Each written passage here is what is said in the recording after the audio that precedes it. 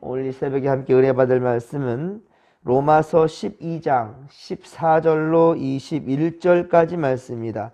로마서 12장 14절로 21절까지 말씀 우리 한 목소리로 합독합니다. 너희를 박해하는 자를 축복하라. 축복하고 저주하지 말라. 즐거워하는 자들과 함께 즐거워하고 우는 자들과 함께 울라. 서로 마음을 같이하며 높은 데 마음을 두지 말고 도리어 낮은 데 처하며 스스로 지혜 있는 채 하지 말라. 아무에게도 악을 악으로 갚지 말고 모든 사람 앞에서 선한 일을 도모하라. 할 수 있거든 너희로서는 모든 사람과 더불어 화목하라. 내 사랑하는 자들아, 너희가 친히 원수를 갚지 말고 하나님의 진노하심에 맡기라. 기록되었으되 원수 갚는 것이 내게 있으니 내가 갚으리라고 주께서 말씀하시니라. 내 원수가 줄이거든 먹이고 목마르거든 마시게 하라. 그리함으로 내가 숯불을 그 머리에 쌓아 놓으리라. 악에게 지지 말고 선으로 악을 이기라. 아멘. 할렐루야. 시간이 참 유수와 같다는 말이 딱 맞는 것 같아요. 벌써 올해도 이제 절반을 향해 달려가고 있습니다. 참 하지만 흐르는 이 세월 가운데 코로나 사태가 길어지면서 사회적 거리두기라는 참 신조어가 생기게 되고요. 그리고 참 더 안타까운 것은 사회적 거리들이 사람들과의 거리를 둔다라는 말인데 이것이 하나님과의 관계까지도 멀어지고 있다는 것은 참으로 안타까운 일입니다. 믿음 생활도 거리를 두고 있어서 안타깝습니다. 여러분, 사랑하는 성도 여러분, 우리는 코로나 사태 종식되는 그날까지 최선을 다해 우리가 최선을 다한다고 했습니다. 정말 지금에 있는 이 모습이 하나님 앞에 최선인가 스스로 돌아보시기 바랍니다. 최선을 다해 방역수칙을 다 지키면서도 그 동시에 또 하나님을 예배하는 건강한 믿음이 되기를 주님의 간절히 축원합니다. 잃었던 신앙들도 다시금 이제 회복할 수 있도록 그렇게 여러분들 중보해 주시고 끌어주시고 또 인도하는 여러분들의 바로 선한 손길들 되기를 주님 간절히 축원합니다. 오늘 하나님께서 우리에게 주시는 말씀은 로마서 12장 14절로 21절까지 말씀으로 선으로 악을 이기라. 선으로 악을 이기라 라는 제목입니다. 6월이면 우리 민족에게는 6.25 사변이 참 아픈 역사가 있지요. 벌써 70년의 세월이 흘러가고 있지만 아직도 세계 유일의 분단 국가로 우리가 남아 있습니다. 국방비에 사용되는 그 금액을 정말 우리 사회복지에 사용한다면 얼마나 좋을까. 정말 쓸데없이 돈을 그렇게 많이 물질을 낭비하고 있고요. 북한 또한 역시 참 어려운데도 불구하고 군사물자를 준비하는 데만 그렇게 혈연이 되고 있는 것이 참으로 안타깝습니다. 과거 독일이 동과 서로 나뉘어져 있었지만 문화 교류가 되고 그리고 이산 가족의 자유로운 왕래가 그렇게 이루어지면서 결국 통일이 되었듯이 우리 남과 북도 서로 대적할 그런 상대가 아니라 함께 공생해야 되고 또 결국 하나가 돼야 되는 우리 한 민족이라는 사실을 우리가 잊지 말며 정말 우리가 서로를 바라보고 사랑해야 될 그런 관계로 회복되어져 가기를 주님 간절히 축원합니다. 또한 일제가 강제로 우리 조선을 우리나라를 강탈하고 36년간의 그 핍박이 있었지 않습니까? 그러나 아직도 저들은 자신의 잘못을 인정할 줄을 모르고 있지요. 참 왜곡하고 감추는 데만 급급하는 저들의 안타까움, 그리고 그에 대한 우리 국민은 계속 분노하고 있지 않습니까? 참 우리가 오늘 이 말씀을 통하여서 남과 북의 관계 그리고 한일 관계를 믿음의 눈으로 바라볼 수 있기를 간절히 빌고 소망합니다. 오늘 보면 14절에 바울은 말합니다. 너희를 박해하는 자를 어떻게 하라? 축복하랍니다. 축복하고 어떻게 하라고요? 저주하지 말라라고 말씀합니다. 또한 주님은 누가복음 6장 27에서 28절에 말씀하기를 그러나 너희 듣는 자들에게 내가 이르노니, 자, 주님 말씀하신대요. 너희 원수를 사랑하며 너희를 미워하는 자를 선대하며 그리고 너희를 저주하는 자를 위하여 축복하며 너희를 모욕하는 자를 위해서 기도하라 라고 주님 말씀하셨습니다. 날 힘들게 하고 괴롭히는 그 원수 같은 자들을 용서하는 것도 참 어려운 일인데 사랑하고 오히려 저들을 위해서 축복하랍니다. 저주하지 말랍니다. 야, 이거 어떻게 가능할 수 있을까요? 그런데 이에 본을 보여주신 분이 바로 예수님이셨습니다. 예. 물론 용서한다는 것과 과거의 역사를 지우고 무시하는 것은 분명 다른 일입니다. 모르고 어찌 용서와 화해를 할 수 있겠습니까? 예. 독일은 지금도 2차 세계대전의 그 책임과 그리고 유대인 그 학살에 대한 사죄를 위해 끊임없이 반성하며 또 어린아이들이과부터 청장년에 이르기까지 계속해서 아우슈비츠 그 수용소를 관람하게 만들고 있고요.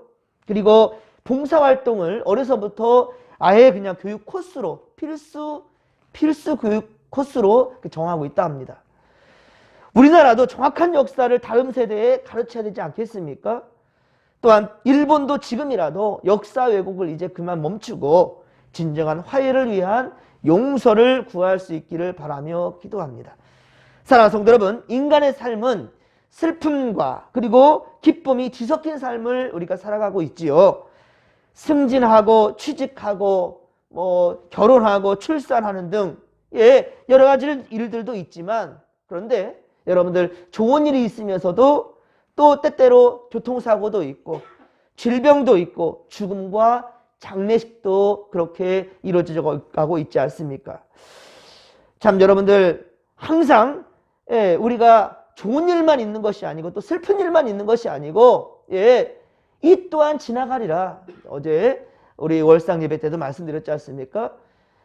이 문제만 바라보면서 주저앉아 있을 것이 아니라 이 문제를 뛰어넘는 그런 믿음으로 주님을 바라볼 때 주님께서 반드시 회복시켜 주신다는 사실을 여러분들 확신하시면서 항상 믿음의 길을 걸어갈 수 있기를 간절히 빌고 소망합니다. 이런 현실 속에서 성도들은 그렇습니다. 이웃과 함께 웃고 함께 울어야 될 줄 안다는 거예요.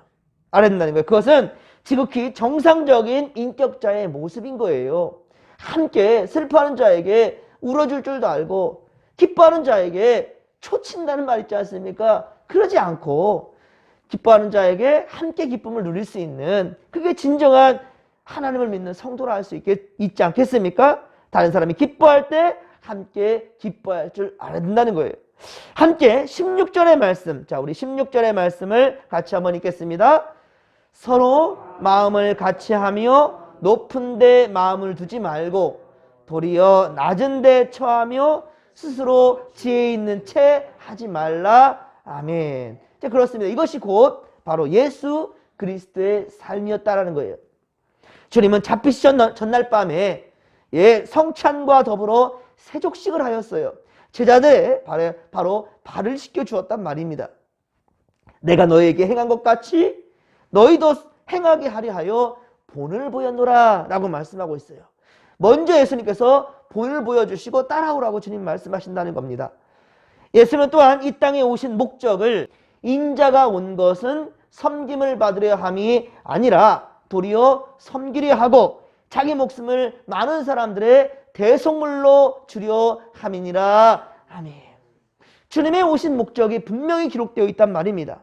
그리고 빌립보서 2장 8절에 주님을 증거하기를 사람의 모양으로 나타나사 자기를 낮추시고 죽기까지 복종하셨으니 곧 십자가에 죽으심이라 라고 말씀하고 있어요. 죽기까지 복종했다는 말입니다. 교만한 자들은 항상 불평하고 원망합니다.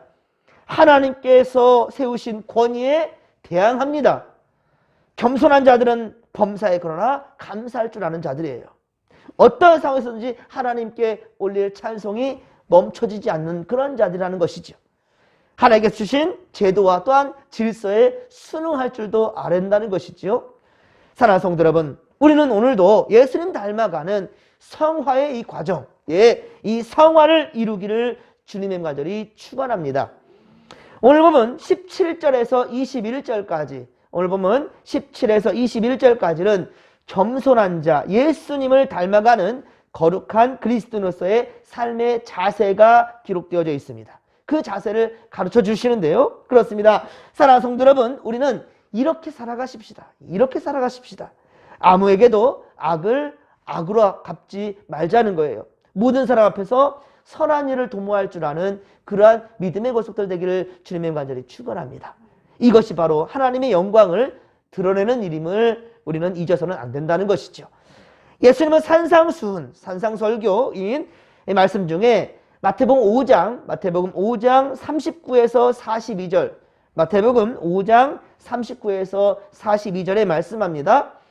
악한 자를 대적하지 말고 누구든지 내 오른편 뺨을 치거든 왼편도 돌려대며 또 너를 고발하여 속옷을 갖고자 하는 자에게는 겉옷까지도 가지게 하며 또 누구든지 너로 억지로 오리를 벗고자 하는 자에게는 그 사람과 심리를 동행하라고 주님 말씀하셔요.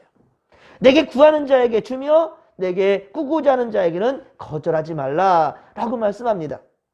우리가 악으로 악을 갚는 행위를 허락하지 아니하신 까닭은 악으로 악을 갚지 않도록 그렇게 주님께서 말씀하시는 것은 우리도 전에는 어떻습니까? 악인이었으나 하나님의 긍휼을 입었기 때문인 거죠. 하나님의 긍휼을 입었다라는 거예요.